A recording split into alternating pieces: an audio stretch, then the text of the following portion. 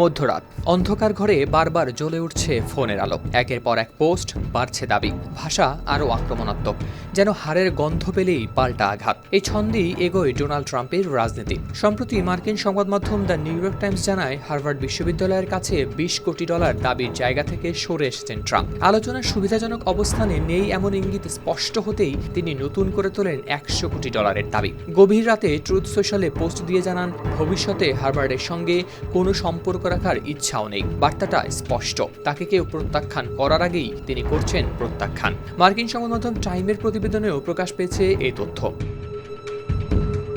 এই কৌশল নতুন নয়, বরং এটি ট্রাম্পের বহুদিনের অভ্যাস। তার রাজনীতিতে পরাজয় মানে স্বীকারোক্তি নয়, বরং বয়ান বদল। ট্রাম্পস 10 কমান্ডমেন্টস বইয়ে লেখকরা দেখিয়েছেন ট্রাম্পের রাজনৈতিক কৌশলের 10টি প্রধান স্তম্ভ।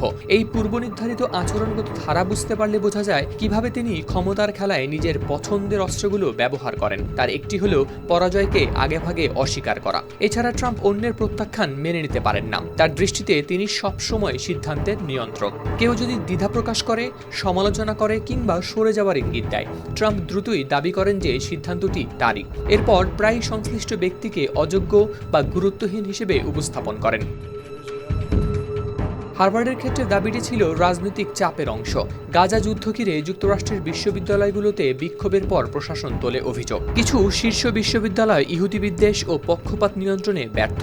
সেই প্রেক্ষাপটে আসে তদন্ত, তহবিল স্থগিত ও আইনি ব্যবস্থার হুমকি। আলোচনায় বড় অঙ্কের সমঝোতার প্রস্তাবও আসে সামনে, কিন্তু হার্ভার্ড যখন ইঙ্গিত দিল যে তারা কম টাকার প্রস্তাব মেনে নেবে না, তখন ট্রাম্পের প্রতিক্রিয়া অনুমান করা কঠিন ছিল না। তিনি পরিস্থিতিকে এমনভাবে উপস্থাপন করার চেষ্টা করেন যে তিনি প্রত্যাখ্যান করেছেন হার্ভার্ডকে। এই ধারা আগে বহুবার দেখা গেছে। 2017 সালে golden state Warriors NBA champion white হাউসে আমন্ত্রণ প্রত্যাখ্যান করলে ট্রাম্প দাবি করেন আমন্ত্রণ তিনিই বাতিল করেছেন। শার্লটসভিল বিতর্কের পর ব্যবসায়িক উপদেষ্টা পরিষদ ভেঙে গেলে তিনি বলেন পরিষদ তিনি নিজেই ভেঙেছেন।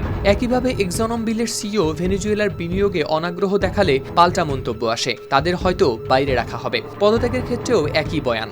সামাজিক নিরাপত্তা প্রশাসনের এক শীর্ষ কর্মকর্তা পদত্যাগ করলে ইঙ্গিত দেওয়া হয় তাকে বরখাস্ত করা হয়েছে। 2018 সালে প্রতিরক্ষামন্ত্রী জিম ম্যাটিস পদত্যাগপত্র দিলে ঘোষণা আসে তাকে নির্ধারিত সময়ের আগেই দেওয়া হয়েছে সরিয়ে।